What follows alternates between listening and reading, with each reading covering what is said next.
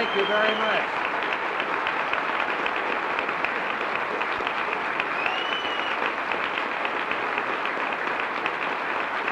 Thank you.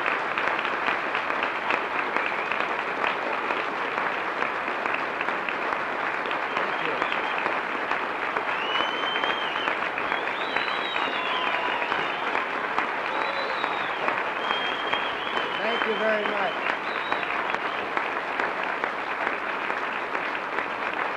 Thank you.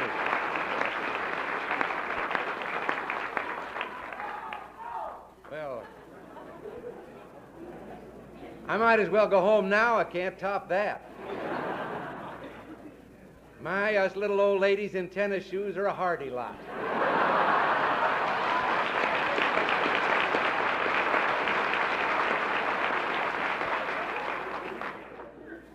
I'm grateful to Phil, not only for what he said here, which I don't deserve, but for also those long months of the campaign. Some of you perhaps heard on election night, and I shall repeat what I said then, that tough as it was on the road, when I saw what he was putting up with in that business down at headquarters, it was almost a relief to get back out on the road again with my little brown paper bag of lunch. Well, funny thing happened to us on the way to the White House.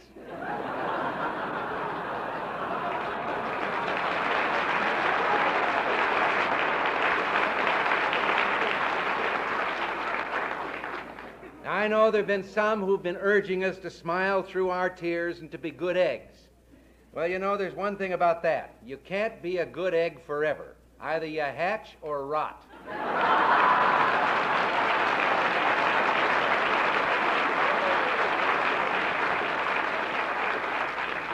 Now, I know there's such a thing as not being a bad loser. But there was a fellow named Rockney once that had some great football teams, and he often cautioned them to not let being a bad loser or a good loser become a bad habit.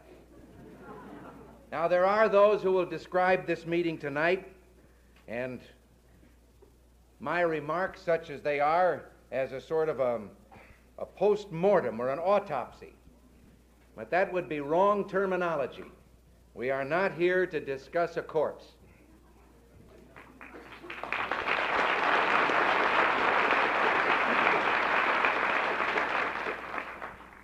Well, I don't know. Maybe we are. I have a note here, an emergency call for a Dr. Lester Baker.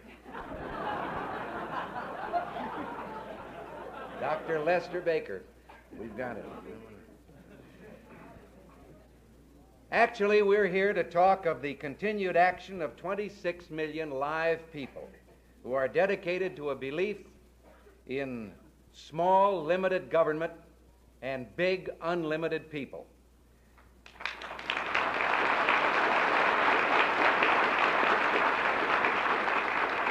And let it be said here that these 26 million remain steadfast in the face of the worst campaign of vilification in the memory of even the oldest among us. And in spite of betrayal by some we should have been able to trust. Now, in reassessing, there's one thing that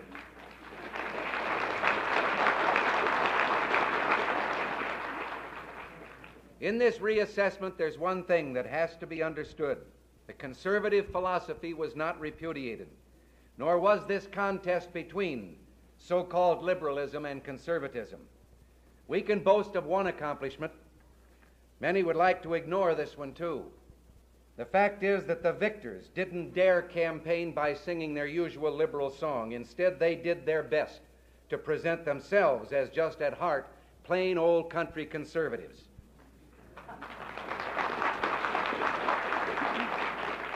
All they wanted to do was to maintain the status quo. That's Latin for the mess we're in.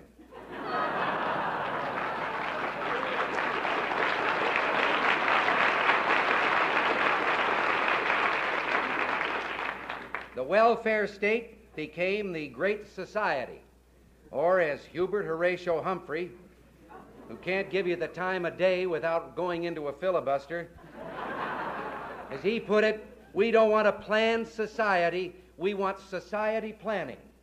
The answer to which is, what did he say?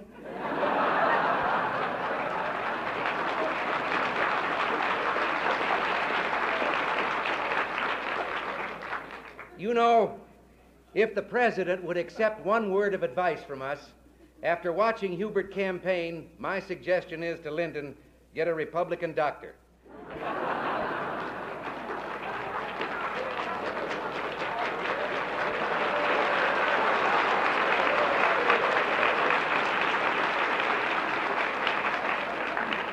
But we were portrayed as being radicals, suggesting ventures into a complete unknown. Now, our job beginning now is not so much to sell conservatism as it is to prove that our conservatism was in truth what a great many of those who defected thought they were voting for when they fell for the corn pone come-on. Now, presumably the polls we have to accept this time were right in their prediction of election results, amazingly so. So perhaps we can assume they were also right when they have recently told us that 88% of the voters, surprisingly, agreed with Barry Goldwater's idea that prayer should be restored to the schools. That Mr.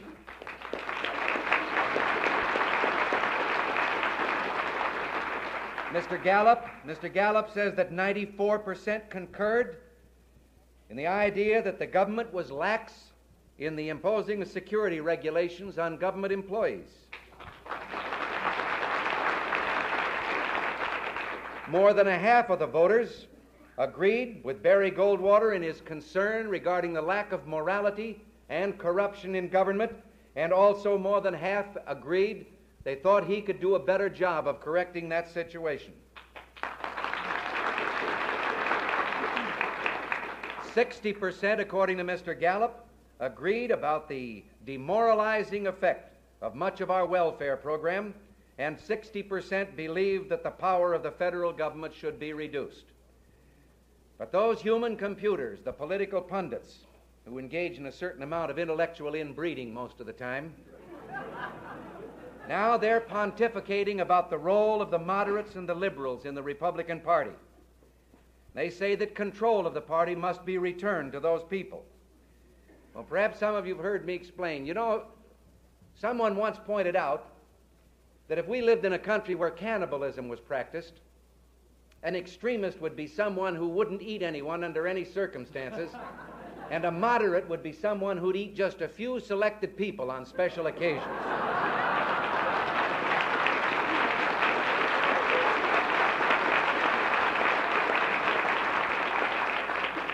Now, there can be no doubt that a sizable group of Republicans were led astray by this campaign of false image building.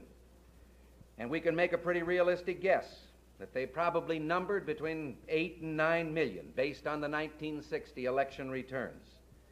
Now, it doesn't make sense to call this 8 or 9 million the mainstream and say that 26 million were a fringe and the 26 million must give up their basic beliefs and fall in behind the minority.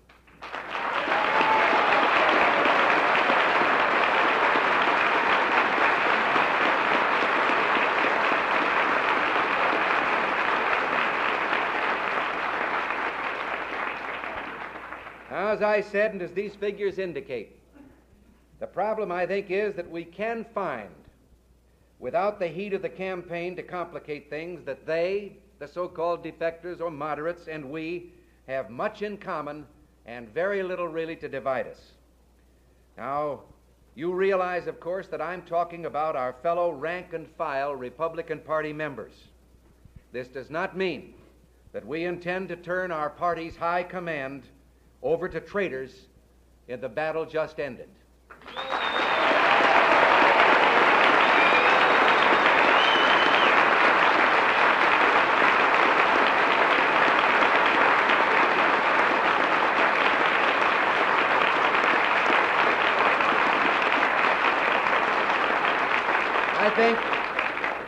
I think many of you have heard me tell when I was a Democrat about a joke we used to have about Republicans, that they'd rather win a convention than an election. Now, I always thought that was a joke until I saw men in our own party so small in stature that you wonder how they'd ever been able to lift their sights high enough to pretend to leadership and high office. Let your imagination go. Let your imagination go. And picture the scene if even after the tragedy of the vicious primary campaign they waged, still, if those individuals had walked up on the platform at the Republican National Convention, taken the hand of the winner as the Democrats did in 1960 after an equally bitter convention struggle, and then stood behind him and around him as he made his acceptance speech, we could very well be celebrating a complete victory tonight.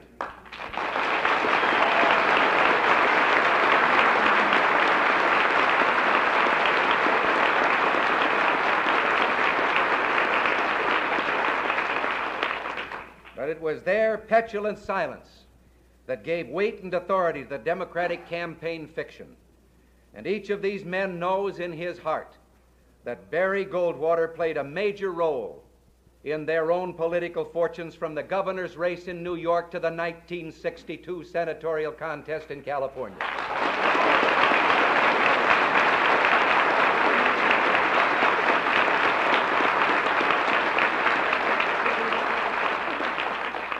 Now let's get on with our own belief and what it is we have to tell to our fellow Republicans, our philosophy and what we stand for. We endorse Barry Goldwater's belief that government should protect the constitutional rights of all citizens, regardless of race, creed, or national origin. But in the matter of human hearts, that no legislation could substitute for human compassion and love. Now, is this the basis then for the charge that he and we are racists? Listen to these words spoken on the floor of the United States Senate. When we rise here to speak against civil rights proposals, we are not speaking against the Negro race. We are not attempting to keep alive old flames of bigotry. We are instead trying to prevent these flames from being rekindled. We are trying to tell the rest of the nation that this is not the way to accomplish what so many want to do for the Negro. If the law can compel me to hire a Negro, it can compel him to work for me, and such a law would do nothing more than enslave a minority. We in the Senate should learn the facts of life. We cannot legislate love. Now, who spoke those words of calm, sane reason? Lyndon Baines Johnson. Now, are we immoderate for daring to be critical of a series of Supreme Court decisions when their frequent 5-4 division would indicate something less than a belief in their own omnipotence? When did our candidate or any of us say anything so extreme as this? The germ of dissolution of our federal government is in the federal judiciary, an irresponsible body working like gravity, gaining a little today and a little tomorrow, and advancing its noiseless step like a thief over the field of jurisdiction, until all shall be usurped from the states and the government of all be consolidated into one. Why, that was the founder, literally, of the Democratic Party, Thomas Jefferson, who said that.